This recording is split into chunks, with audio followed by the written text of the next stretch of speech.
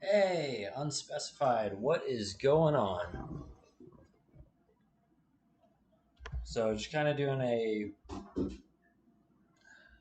test here to figure out how this works with the live stream. Let's see. All right, how's it going? So, I was talking about using this jar. So far, there's a jar with some of the information in it. Well, the strips of things that I wanted to look up. The process for that is going to take a little bit of time because what I'm doing is taking all of these random scraps of paper and I'm going to be putting those into Excel so that I can get, kind of uniform size strips, print it out, cut it up, and then put that in there. But yeah, so this is how that works. Awesome. Let's see.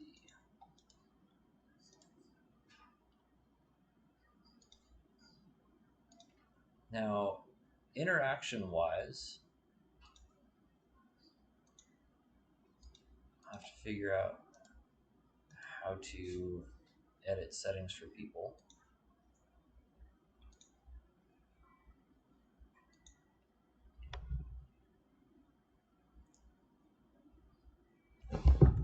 So, with the Streamlabs, with the participants, is that where you set moderators?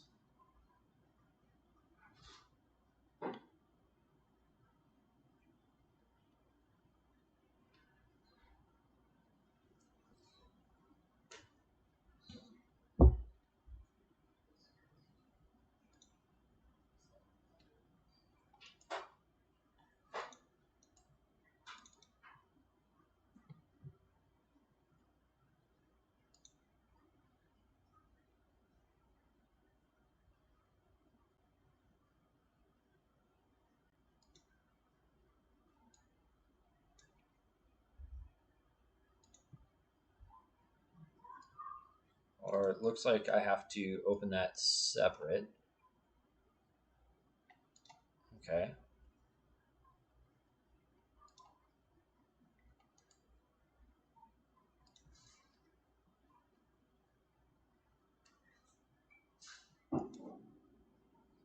Hey, all right.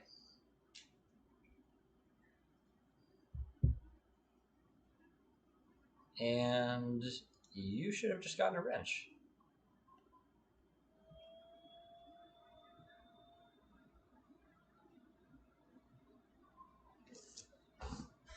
All right. Well,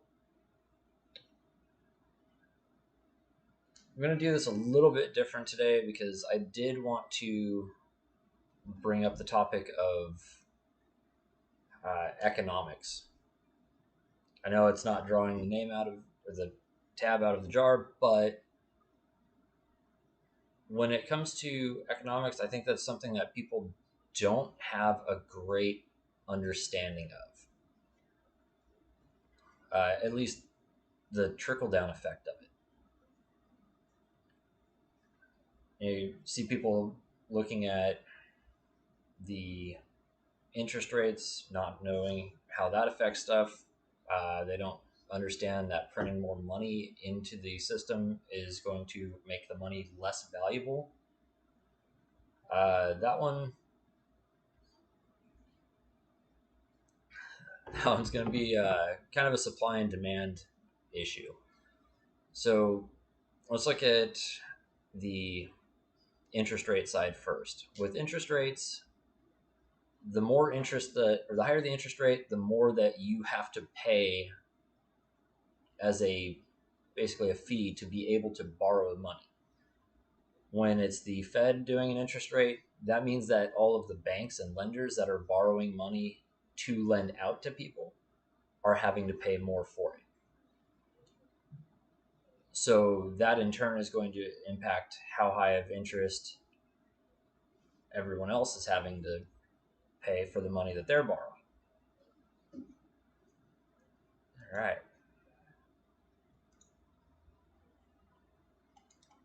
Got a couple people now. Yay. Anyways, uh, with the interest rates, that's going to impact a lot of stuff. If you think about interest rates going up, that affects people's ability to afford, say a home loan and their repayments. It affects people's ability to fund, getting a car or any new major purchases, business loans, everything. That does have a trickle down effect because you end up with people with less money to be able to afford their general living conditions when they're having to pay more for, say one of these high interest rate loans. And that's going to impact the rest of the economy because the less money that people have to spend, the less they're going to buy. The less that they're buying, the less stores are going to be purchasing and selling, the less revenue they have to pay their employees. And that trickles out from there because then those employees in turn have less money to be able to put back into the economy. Now, this ties in with the uh, amount of money that's being printed and put into the system, because the more money there is, the less value it holds. It's the supply and demand. If you have 20 of something and I have, 5 of it, you're not in as much need of that as what I am. So for you, it's not as valuable. Say you have 20 shells and I have 5 shells, and I'm like, hey, I'll trade you these shells for this food that you have. You're going to say, well, that's nice, but I already have 20 of these shells, and they're not going to really gain me anything by adding the ones that you've got. So, sorry. I will take those shells in exchange for this rock. And you're looking at it going, well, I can't afford, I can't eat a rock. So the rock doesn't have the value to you.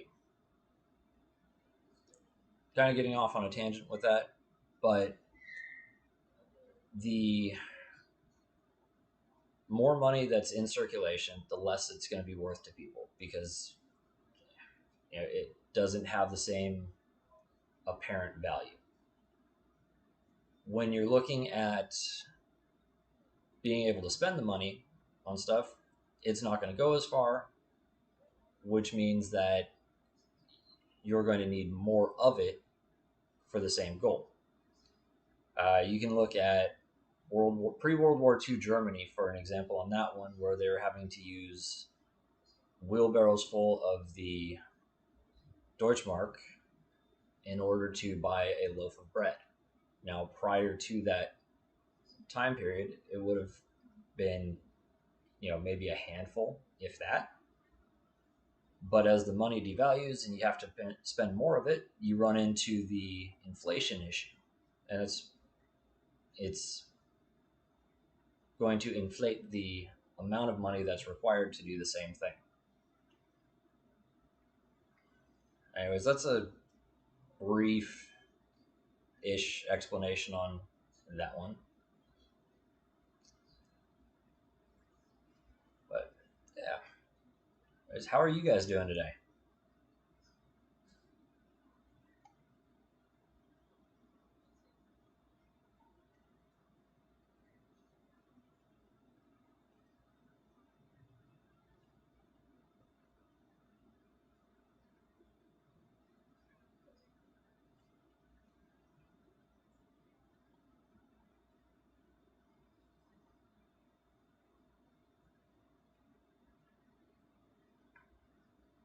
Correct. That is absolutely correct. Unspecified. And using that example of the more there is, the less value it has. Um, what was it, 2/3 or more of all money that's been printed in the existence of our country has actually been printed in the last, what, 3 years now. So when you're looking at the value per dollar, it's going to hold a lower value. Yeah, you might have more of it, but it's worth less. So you have to have more of it to do the same goal.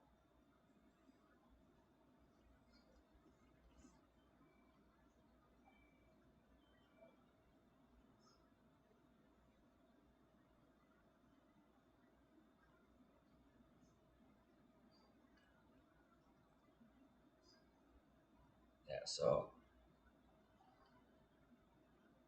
kind of an interesting one.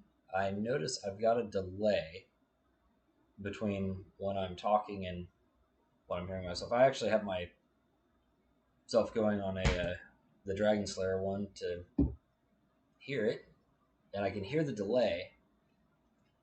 It's definitely a little bit different.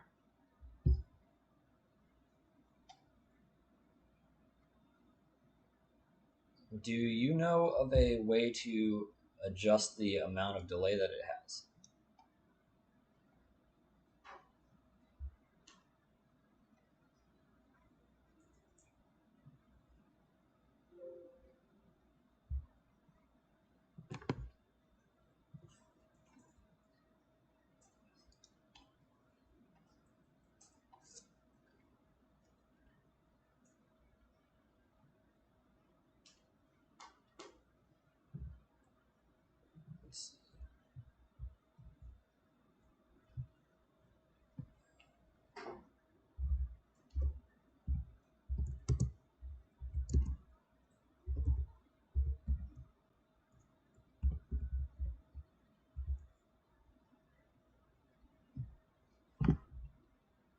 Sorry for the bouncing. Laptop's on a flimsy table.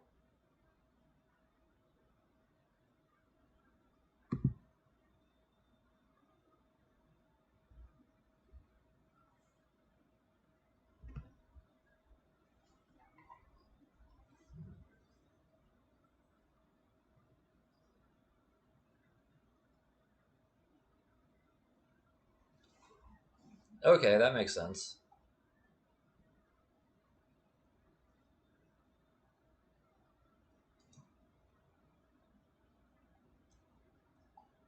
So it'd most likely be a setting.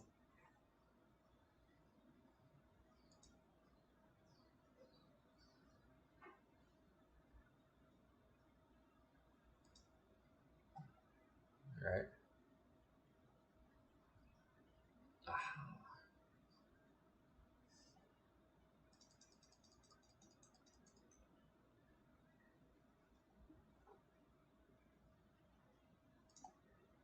all right.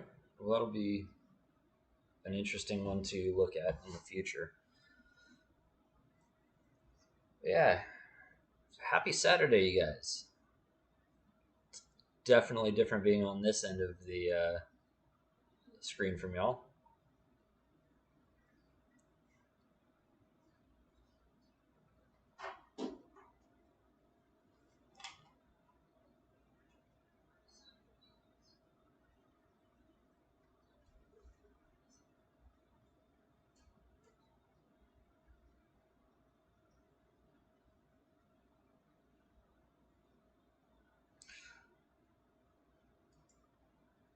Now, out of curiosity, did that make sense regarding the basic economics, or was it more of rambling? 'Cause that can happen.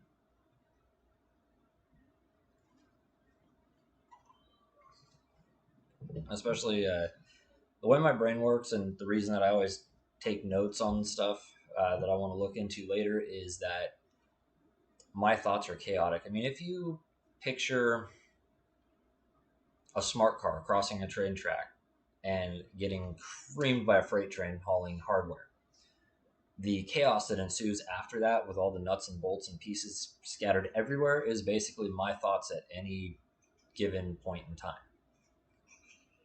Uh, one of those things I have never been able to sit down and think about absolutely nothing.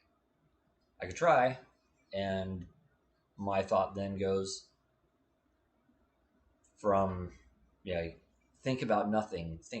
What is nothing? Nothing, well, that's a lack of something, but then what is something? Something, let's go on a tangent over here. It's very squirrel-esque. Yeah, let's see. Some of the stuff that I want to do on this channel that I've been kind of contemplating and talking to the missus about while I've been bouncing ideas off her is doing the research on these topics that I've come across. And there's things that, hey, I come across a news article and I don't have a chance to read it because I've got other stuff going on, like I'm at work. And so say, hey, I need to check this out later. Or sometimes it's just topics of interest, whether it's stuff for fishing, whether it's stuff for uh, gardening, hydroponics, aquaponics. Uh, my history is with manufacturing, whether it's machining or design work or welding or some carpentry. So stuff like that I want to learn more about, that I figure I might as well have other people get included in if they want to watch the video. But I was also thinking about this list of different books I have to read. And I think what I'm going to do, not as live streams, but maybe as some pre recorded videos that I'll put into a playlist and maybe do as a premiere, is take these books and read, say, a chapter of it.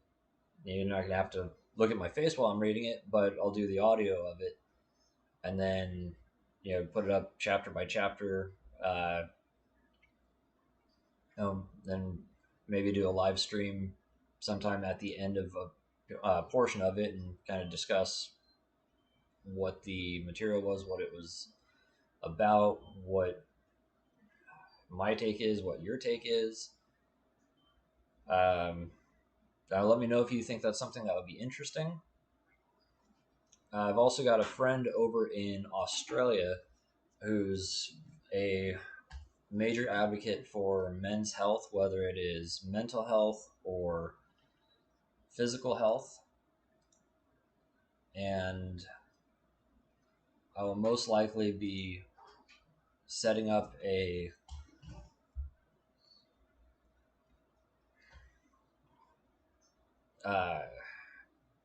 kind of a regularly scheduled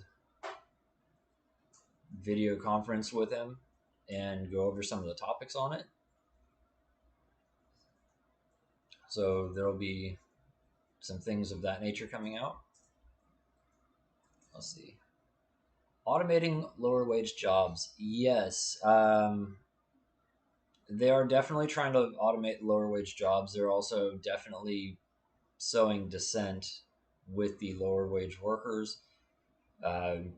Basically demoralize them, make them feel like it is useless or pointless to do their jobs. And with that, they're going to be trying to get people out of the industry. You could look at fast food, where they're bringing in more automation to do the cooking and delivery.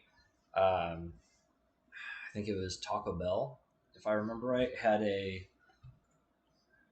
deal going where they're trying to do restaurants that are staffed by one, maybe two people. Everything else is going to be automated for the complete making and putting the food out to the person, and they'll just have a person there to the customer, and they'll have a employee there to make sure everything's running smooth, and that's about it.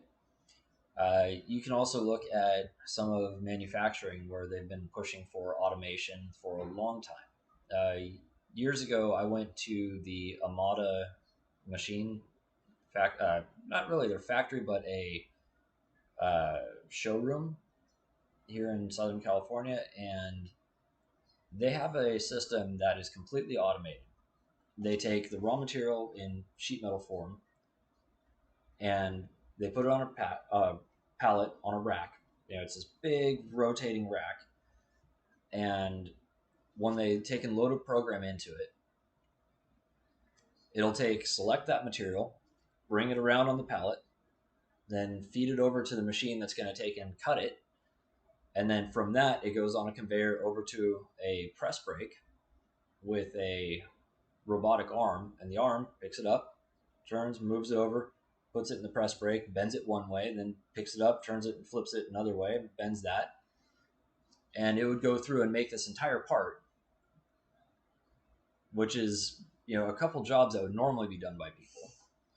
You'd have the person that was doing the material handling, you'd have the person who was running the cutter, you'd have the person who was running the press brake to actually bend the sheet metal part, but then it would take and put it on a conveyor belt that would go down to another area that would do a scan of it, and that scan would take and determine whether it fell within the acceptable tolerances.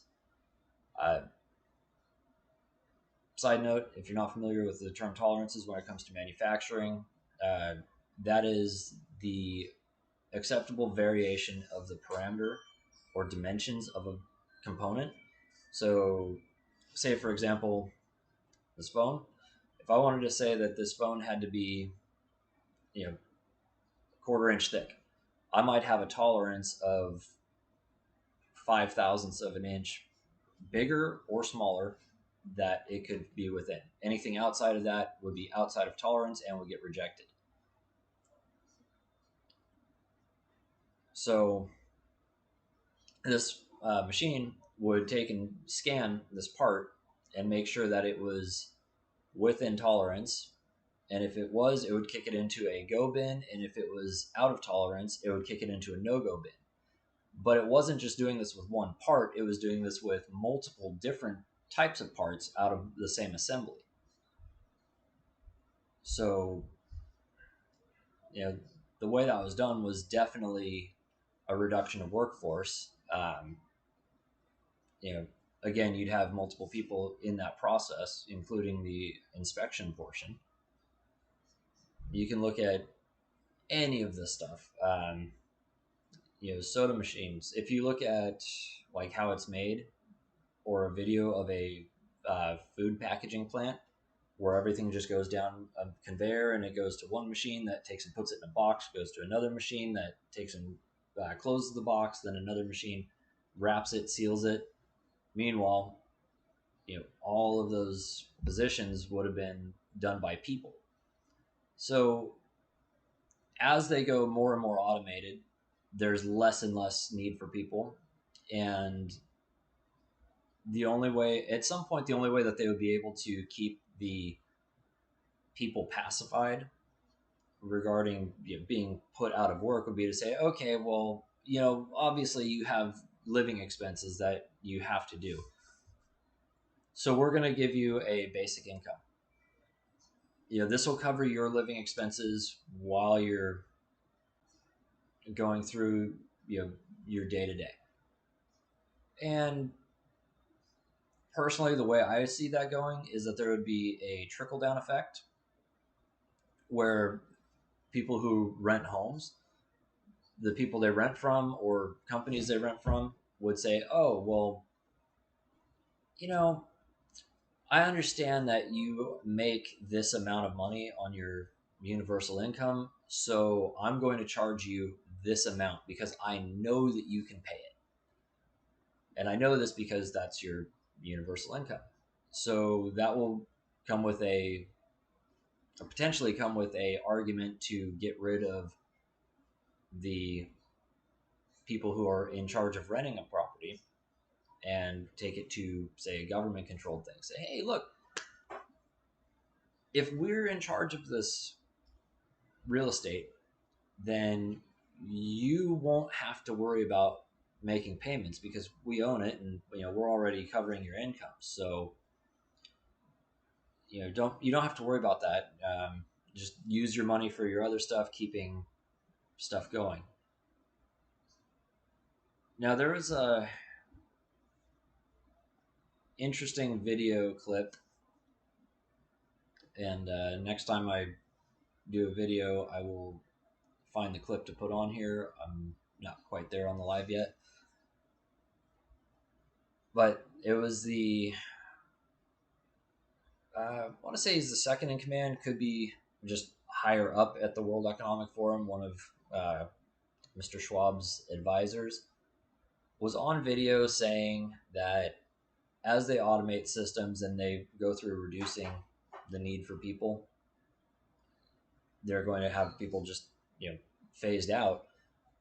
And that comes with the question of, well, what do you do with the people who are no longer required in this because, they're effectively redundant? And his response to that was to keep them occupied and distracted with video games and drugs.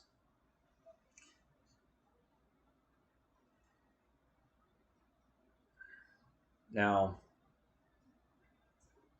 to Ashley B's point, the AI is definitely going to make it easier for automation to be a more widespread phenomenon. The more that a machine is able to do. Look at CNC machining. CNC machining is great. You've got good repeatability as far as being able to produce parts within tolerance quickly. You can do multiple steps in the same process, but it is limited by what the G code you put in. What the language that the machine reads is called G code, and it's very specific instructions. It's move here, move this fast, move this direction. You might have the cutter turn this speed or the spindle turn the speed if it's a lathe, and it's great for being able to make the stuff per the instructions of the G code, but it is limited to exactly what the G code is telling it to do. So when you start adding, AI and machine learning into that mix, now it's able to basically rewrite what it's doing as it goes.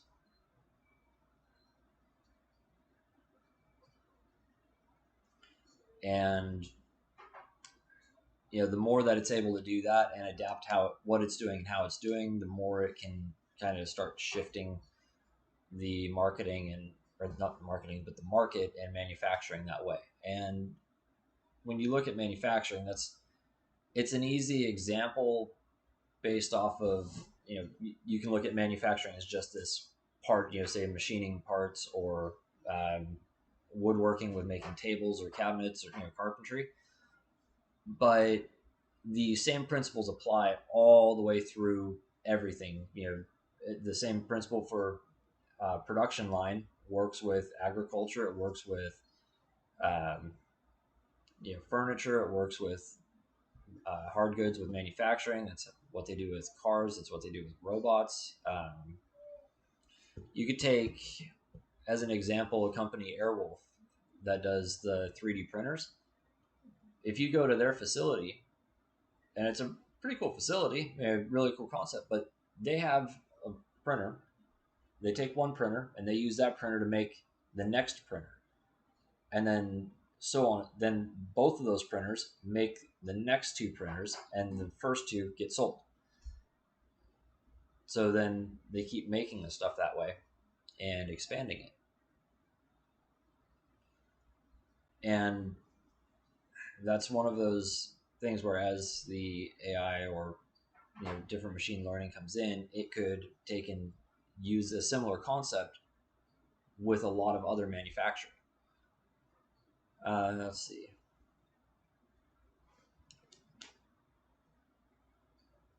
Infertility rates skyrocketing by design.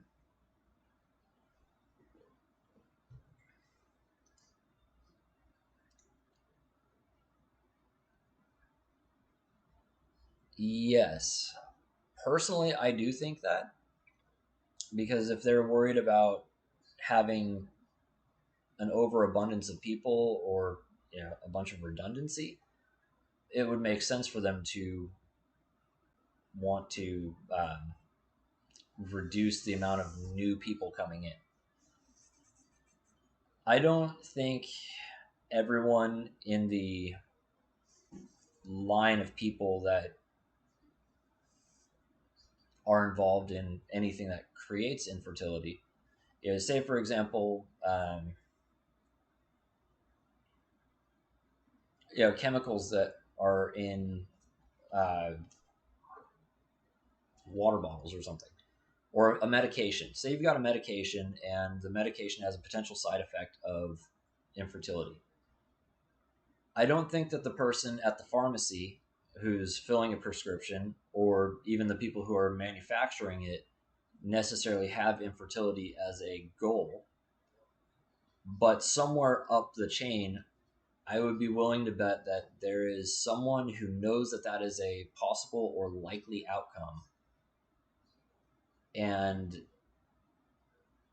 is either fine with that because the ends could justify the means, or intentionally wants that to be the case. Uh, I don't for a second believe that everyone in that industry would be, on the same page with wanting that goal, but you don't have to have everyone in it for something to happen. You just need the person at the top with the overall picture, or someone higher up with the overall picture, to be um, pushing that goal.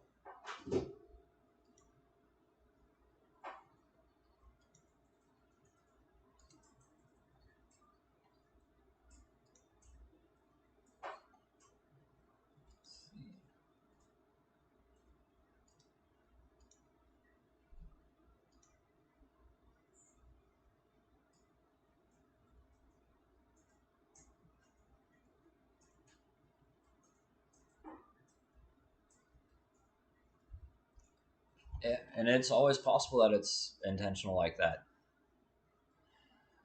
Um, yeah, and as far as the processed food, it could be from the highly processed food. It could be from all of the chemical hormones that go into stuff.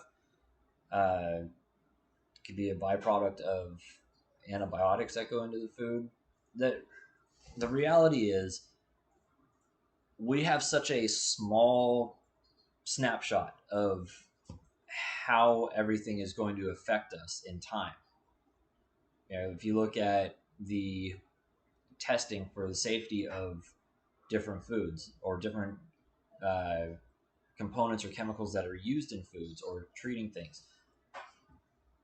Yeah, we've got, say we've got a 50-year window that they've been monitoring the effects of it. Well, what are the effects, 2 generations down? What are the effects, 3 generations down? Heck, what's the effect going to be on the next generation? That's the stuff that there really isn't. Hey, Andy, how's it going? Happy Saturday.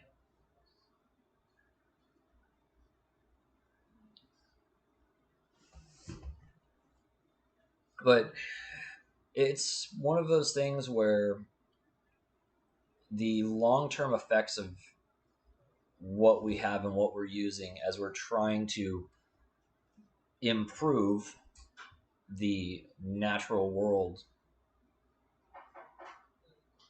we don't have enough empirical data to understand the long-term ramifications of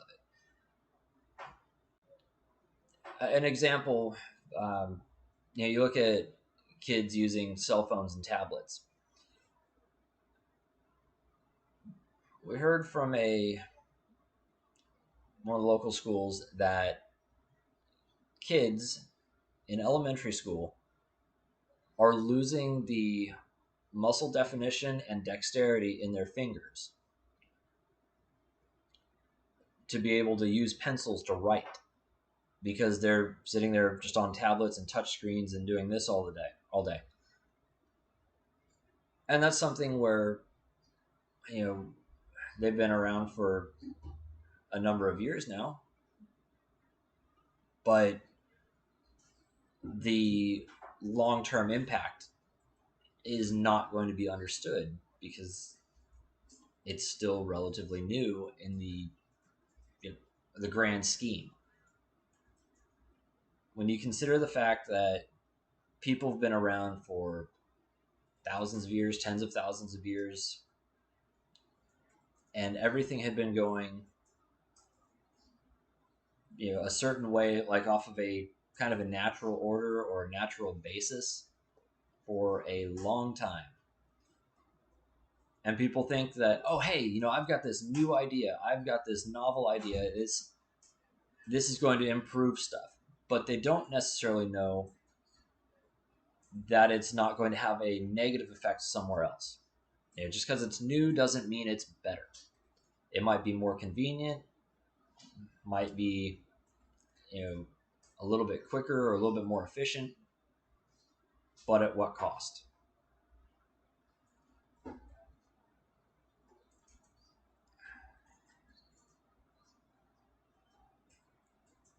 Yeah, and India, it is highly possible that someone did not know, or that someone did know what the long term impact would be, or had a suspicion, figured, well, this is a very real possibility, but that's okay. It's worth it to us to have more convenience.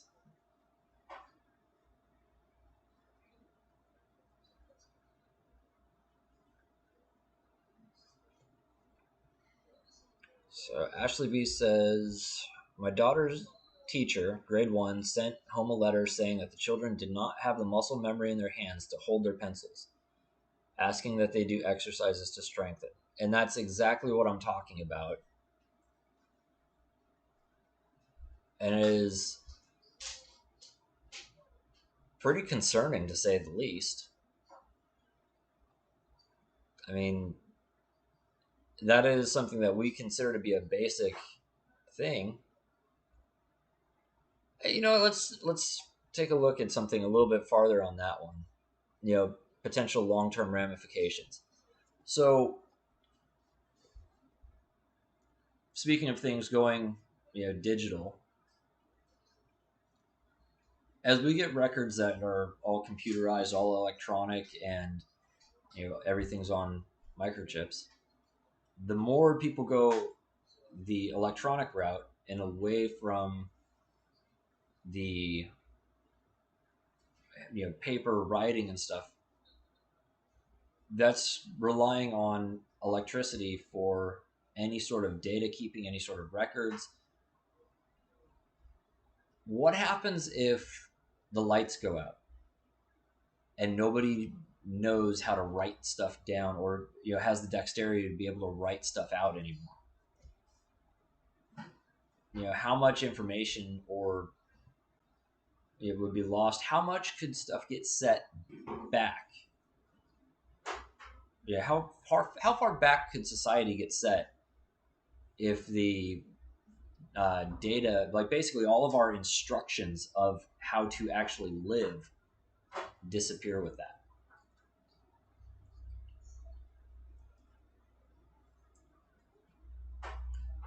Yeah, currency versus cashless system, very similar.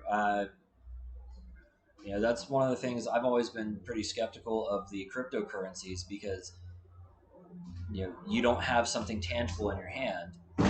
What happens if something gets, again, the lights get turned out, or your system gets hacked? Say you've got your digital wallet and that gets hacked, now you're broke.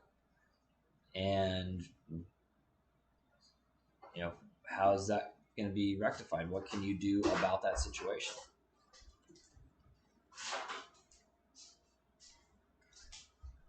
So maybe that's just me being kind of a dinosaur when it comes to the reliance on technology, but I like to think that I'm just not naive enough to not see the potential downsides of it.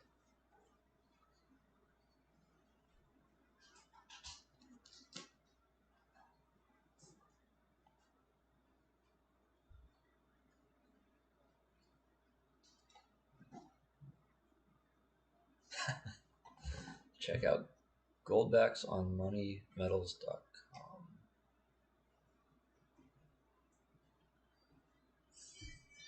All right. Sorry to do this, but bear with me just a second. I'm gonna get a my other keyboard so that I don't have to make the camera bounce while I'm typing this in.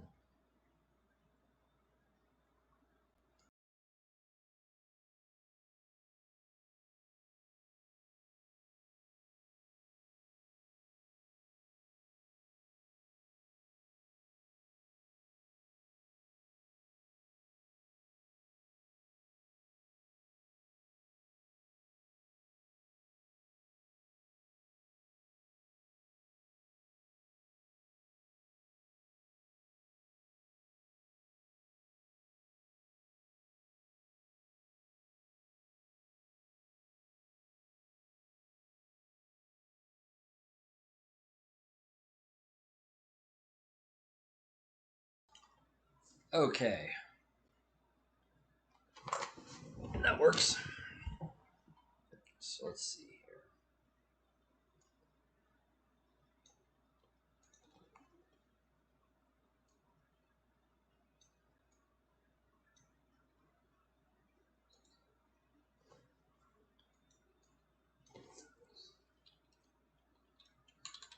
Let's see.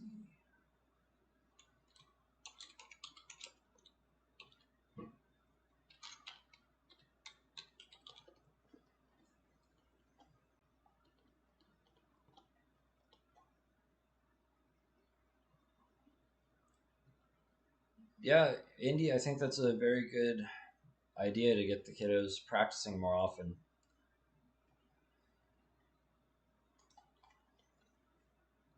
It's one of those things. There's a lot of stuff that we take for granted because it's just kind of a basic thing for us that we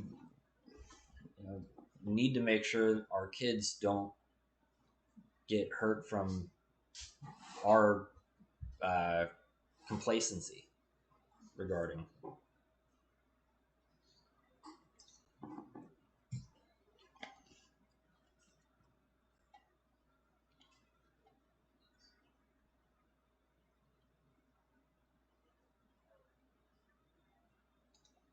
Let's see.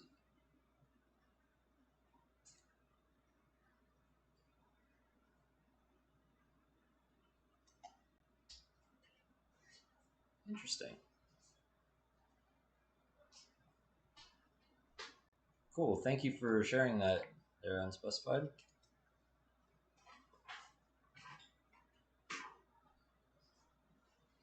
Oh, fantastic. Yeah, I'll keep an eye out for that link.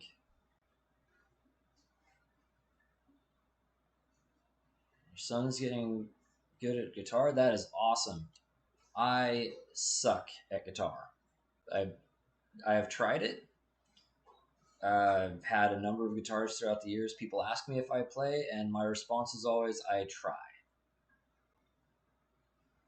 I wish I was better at it. I just not not my forte.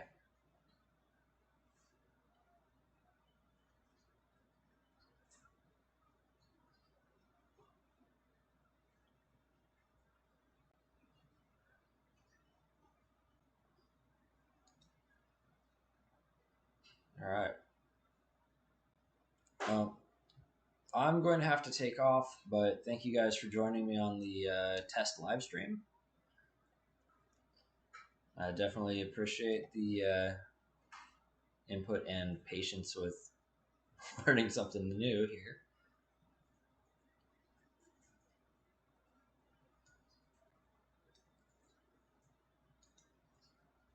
But I hope you guys have a fantastic rest of your day.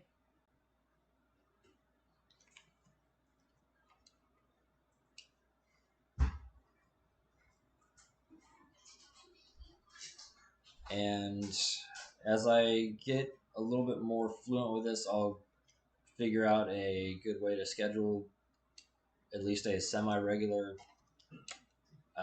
live stream and some videos. Yeah, go for it. Drop the link. If you want, you can also drop it on the comments? Either one. And for you guys or anybody else who happens to stumble across this, if you want, leave a comment uh, for ideas for other stuff that you guys would like to see researched and discussed.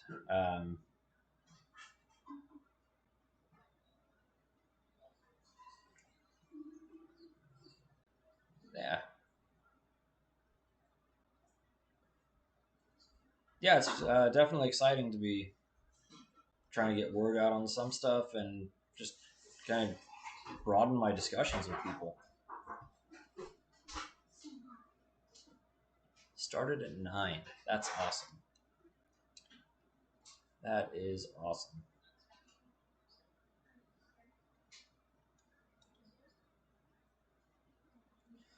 All right. Well, have a good one, you guys. And I will catch you next time.